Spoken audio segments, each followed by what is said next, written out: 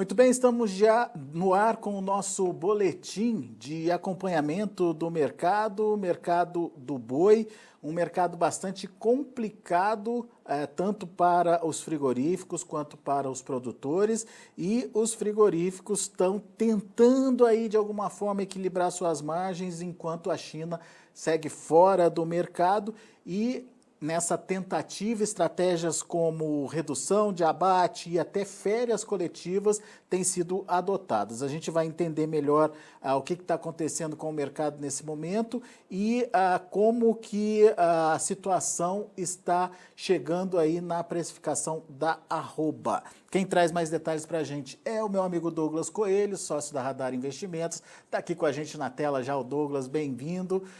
Muito obrigado, viu, Douglas, pela sua participação mais uma vez. E que situação, hein, Douglas? Estamos completando aí praticamente 2 semanas desde o anúncio, ou pelo menos o vazamento da notícia aí dos casos de vaca louca no Brasil, onde o mercado travou e não destravou mais, hein? Muito boa tarde, meu amigo Alexander. Muito boa tarde a todos os amigos do Notícias Agrícolas. É sempre um prazer falar com vocês. Pois é, exatamente. A gente já faz praticamente 2 semanas aí do susto, né? Essa situação vem se arrastando. E a cada dia que ela demora um pouco mais para se resolver, a gente tem um problema que está rondando dentro do mercado, né? A gente tem esses animais de confinamento que ficam prontos, né, dia a dia, tem uma dieta com custo caro, né, e tem um volume aí de carne que precisa ser desovado, né. Antes, na primeira semana, a gente estava vivendo uma situação de derivativo sem ativo, né, por quê? Porque o pecuarista não queria vender naquele momento, a indústria também não estava dando preços de balcão, então não havia uma referência nítida, clara de preço para poder precificar os contratos, enfim. Só que hoje, se a gente estava no escuro há uma semana, hoje possivelmente a gente está mais à meia luz, está enxergando mais alguma coisa, né? Boa parte dos frigoríficos aqui em São Paulo estão ofertando preços entre R$ 290 e R$ 300 de maneira geral. 290 a R$ 300, mas como é que está a efetivação dessas compras? Está acontecendo, Douglas? O volume de negócios é pequeno, é pouco, né? O pecuarista mais capitalizado, de alta tecnologia, os grandes grupos conseguem até ter uma flexibilidade maior, talvez tenha uma fábrica de ração, uma complexidade de estoques, de dieta, ele consegue até trabalhar um pouco mais, segurar um pouco mais esse animal, pensando numa volta da China, em alguma notícia positiva, mas é fato também que aquele pecuarista menor, que não tem tanta estrutura, né, vê alguma dificuldade em encontrar selo no mercado, vê alguma dificuldade em colocar mais uma dieta que faça sentido financeiramente, ele precisa vender esse animal. Então, alguns negócios ao redor de 290, 295 a gente tem apurado também, apesar do volume pequeno. Muito bem, daí a estratégia do frigorífico é qual, Douglas? É diminuir ou pelo menos evitar que essa oferta de carnes aumente no mercado, certo? Exato, exatamente, né? Sem dúvida, o que aconteceu com o nosso maior importador, esse caso, ele não foi positivo, né? A China é nosso maior importador de longe do segundo, assim, bem distante o volume que o segundo maior importador leva da gente, né? Então, o fato não é positivo e a China ajudava a indústria a equilibrar as margens, né? O que a gente tem a sensibilidade com todo esse caso é que existe um volume relevante de carne que deveria ser destinado para lá, que estão ou nos portos ou na câmara fria, né? Então, isso é prejuízo para a indústria. A indústria, nesse momento, está tentando agora reequilibrar as margens desse período sem a China, né? Vamos dar um exemplo aí de um frigorífico que fazia aí boa parte China e alguma coisa no mercado interno, né? E uma menor proporção no mercado interno. Sem a China, ela está totalmente exposta no mercado interno. Talvez ela tinha algum prejuízo nos cortes, mas toda a margem que a China dava, né, toda a receita que a China gerava, não está compensando esse período agora. Então a indústria está num momento de cautela que ela tenta reequilibrar essas margens no Brasil Central como um todo. Então, nesse sentido, o que a gente viu? Alguns frigoríficos de Minas Gerais e de Mato Grosso do Sul dando férias coletivas, né? Falando assim, vamos ficar temporariamente sem esses abates, e a maioria, né, inclusive incluindo frigoríficos de São Paulo, reduzindo o número de cabeças alocadas por dia. Por quê? porque dessa maneira ele consegue reequilibrar o estoque de carne daqui adiante, e ele havia comprado já um boi mais caro, né, antes desse susto, ele tenta trazer a escala para algo mais próximo, pagando alguma coisa que faça mais sentido economicamente, já que o maior comprador, que tem boas margens, né, nosso principal importador, não está ativo nesse momento. Bom, então a situação é essa à espera da China. Existe alguma coisa de concreto, Douglas, em relação à China? Alguma expectativa de retomada aí das exportações? Exatamente. Ontem saiu até um rumor no mercado, né, com headline que a China já poderia voltar entre hoje e amanhã, baseado no que aconteceu em 2019, né? Mas é uma leitura também, não deixa de ser uma leitura, né? Foi um prazo de 14, 15 dias, mas hoje a gente vive uma situação diferente. Não é, não é fair, não é justo, né, a gente colocar uma coisa igual a outra, né? Possivelmente eles vão pedir mais explicações até liberar isso aí. Pelo menos o caso da IE, da OIE, da Organização Mundial de Saúde Animal, já foi resolvido, então o ponto técnico está sanado, né? Mas a gente vê que a China sofre com inflação lá, né, naquele país, né? E aqui a gente está sofrendo com inflação também, né? Então esse é um ponto que a gente precisa olhar no macro também. Então, a nossa expectativa aqui, sem dúvida, seria ótimo para todo mundo a China retomar os embarques, né, para o setor como um todo, mas a gente está bem cauteloso, tentando olhar dia a dia o que está acontecendo. Hoje, por exemplo, a ministra está na Itália, né, nesse momento, e quando a gente fala da China, né, até fazendo um paralelo com o minério de ferro, tudo que a gente negocia de China, vamos colocar assim, no pregão do dia atual, ele vem do dia anterior, né? Agora é madrugada lá, é noite lá, então possivelmente se sair essa notícia, ela vai sair numa madrugada, numa manhã, e a gente deve ver alguma coisa no início do dia nesse sentido. A gente está com uma boa expectativa, eles são tão dependentes da gente quanto a gente é deles, né? Existe quase uma simbiose aí, né? 30%, 40% do que eles importam de carne vem da gente e 60%, 65% do que a gente exporta é para eles, né? Mas estamos mais cautelosos aí, vamos dar uma olhada no dia a dia, porque a cada dia que passa sem a China tem um pepino na mão que é necessário ser resolvido. Pois é. Qual é a situação eminente agora, então, Douglas? O que preocupa mais nesse momento? Sem uma solução da China, o que pode acontecer? Esses estoques que você relatou aí, que estão parados nos portos e nos frigoríficos ainda, eles podem encher o mercado aí e podem pressionar o preço da carne? Tem essa possibilidade?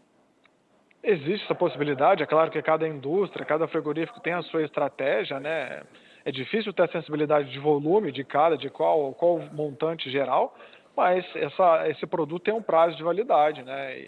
E aí, talvez no pior dos casos o jeito seria vender, né? Colocar esse produto no mercado interno, se isso não for resolvido brevemente, né? Se for resolvido pelo menos até o início da semana que vem, até meados da semana que vem. Isso ainda não aconteceu e a gente observa isso pela precificação da carne, por exemplo, no atacado, né? Ela vem se mantendo, certo? Exato, o preço da carne está praticamente nos mesmos patamares justamente em função desse freio da indústria, né? Ela parou de pisar no acelerador, né? O abate está um pouco mais controlado, então os estoques também estão mais comportados nos últimos dias. Muito bem. Ô Douglas, e qual que é o limite aí, na sua opinião, obviamente, sobre a capacidade ou o fôlego do pecuarista? Porque a questão da indústria ficou muito clara para a gente, mas o pecuarista também tem lá a sua dificuldade de ficar mantendo esse animal em confinamento, né? Por mais bem remunerado que ele esteja, por mais bem estruturado ele esteja, vai chegar um momento aí que ele vai precisar dar conta aí de vender a produção dele.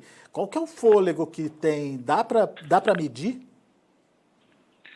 Sim, é difícil falar, né, especificamente se tem algum período, uma data correta de como vai ser para o pessoal entregar esse animal, né?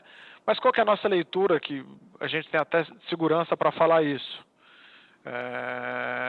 o pequeno ou menor pecuarista, ele não tem tanta capacidade assim de segurar esse animal, então ele olha bastante o preço que ele pode receber frente ao que ele vai segurar, então perto dos 300 aí ele consegue desovar alguma coisa até segurar algo de margem, mas para a grande maioria, né, vamos colocar assim, para os grandes confinadores e para a indústria, já tem algo acordado, né? Ele já sabe quando que esse animal vai sair, já tem termo, já está bem precificado aí. A nossa leitura é assim, que essa indústria está com prejuízo na mão. Provavelmente quando abrir, né, quando a China levantar a bandeira e falar, ó, voltamos, né? A indústria já teve um prejuízo e ela não vai querer pagar os mesmos 330, 320, né? Ela vai tentar correr atrás desse prejuízo. Então a gente acredita que quando voltar, ela deve voltar com preços menores. É aí que entra a capacidade de cada pecuarista e confinador segurar ou não esse animal, né? Porque o boi de confinamento, quando ele entra no confinamento, ele já está no mercado, ele não é mais do pecuarista, né? Ele é do frigorífico, né? Ele é um tomate pronto. Mas tem que ter a necessidade do frigorífico comprar também esse animal, né? E o que a gente está vendo é um remanejamento das próprias escalas, né, Douglas? O que ia bater essa semana ficou para depois, né? Exato, exatamente, né? Você comentou que, desculpa, qual foi a última pergunta, Alexander? Não, é que a questão da necessidade de venda também tem que ter a necessidade de compra, né? O comprador precisa estar interessado e não só o vendedor querendo vender o negócio dele. Mas o que a gente percebe é que as escalas que estavam escaladas para acontecer nessa semana já foram remanejadas, né? Exato, exatamente. Quando houve o susto, né? Houve uma rolagem dos abates, né? O frigorífico conseguiu até rolar um pouco os abates. E o que a gente tem visto nos últimos dias, curioso, é que essas escalas de abate estão em tendência de queda, né? Ou seja, a indústria que estava até com uma programação mais folgada, ela conseguiu trazer para mais próximo aí no dia a dia essa compra de animal, mesmo que não esteja evoluindo, né? Com tanto vigor essas escalas. Talvez até seja uma estratégia, né? Ela fez uma escala com um boi caro ali e ela está vendo que agora a situação não é mais a mesma, ela tenta trazer essa programação de matéria-prima num preço mais fair e até mais curto para poder ajustar dia a dia conforme esses galês de mercados acontecem. Bom, diante do cenário que a gente tem, é inevitável que a gente veja um novo patamar de preços sendo praticados aí a partir do momento, ou mesmo a partir do momento que a China volte, Douglas? A China é um importante parceiro comercial do Brasil, ela possivelmente deve voltar em breve, mas a indústria vai continuar tentando reequilibrar essas margens, né? Porque o susto foi grande, ela ficou com 10, 15 dias com esse produto na mão aí. Enquanto o pecuarista não tem tanta flexibilidade de segurar esse animal nesse momento. A gente não acredita que os preços de 330, 320 sejam vigentes logo nesse primeiro momento que a China voltar. Possivelmente a indústria vai continuar pagando aí os 290, 300 e mais para frente, né, em outubro, novembro, dezembro, se realmente a economia guinar, a gente vê o mercado interno acordar, a China estiver full também, aí as coisas devem entrar um pouco mais na normalidade. Mas o susto foi grande, é natural agora a indústria, que é o elo importante dessa cadeia, que dá preços, tentar segurar um pouco as margens, né, para equilibrar esse momento que prejudicou o trimestre, prejudicou o período. Bela análise, Douglas Coelho, meu amigo, obrigado mais uma vez pela sua participação aqui com a gente no Notícias Agrícolas. Volte sempre, Douglas.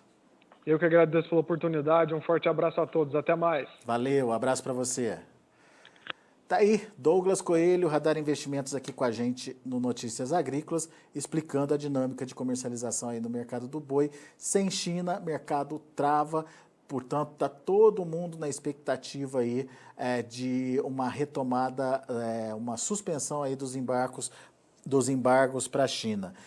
O fato é que na analogia que o Douglas fez, semana passada a gente estava totalmente no escuro, essa semana já tem uma luzinha aí aparecendo e os negócios começam a se firmar nos patamares entre 290 e 300 reais, com as indústrias se ajustando, se adequando para evitar uma oferta abundante no mercado e uma queda muito significativa na precificação, seja da carne, seja da arroba.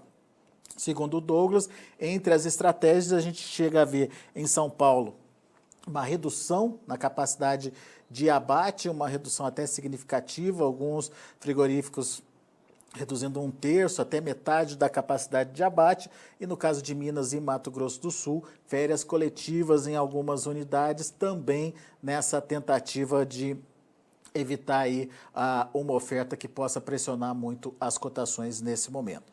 Vamos ver os preços, vamos ver como estão os negócios lá na B3, no mercado futuro. De olho na tela, você acompanha comigo o mercado no vermelho hoje. Setembro, R$ 301,00, queda de 0,66%. Outubro, R$ 307,50, recuando 0,36%. Novembro, R$ 316,10, queda de 0,33%. E o dezembro, R$ 317,00, queda de 0,66%. O indicador CPEA encerrou ontem com queda forte de novo, 2,67% de baixa a R$ 295.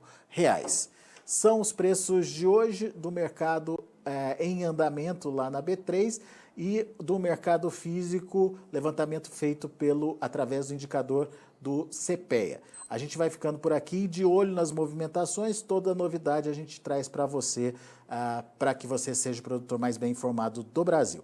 A gente agradece muito a sua participação e audiência. Na sequência, lembrando que a partir de 12h30 tem João Batista Olive com Tempo e Dinheiro aqui pelo Notícias Agrícolas. Se inscreva em nossas mídias sociais, no Facebook Notícias Agrícolas, no Instagram @Notícias Agrícolas e no nosso Twitter @Notiagre. E para não perder nenhum vídeo, não se esqueça de nos acompanhar no YouTube e na Twitch, Notícias Agrícolas Oficial.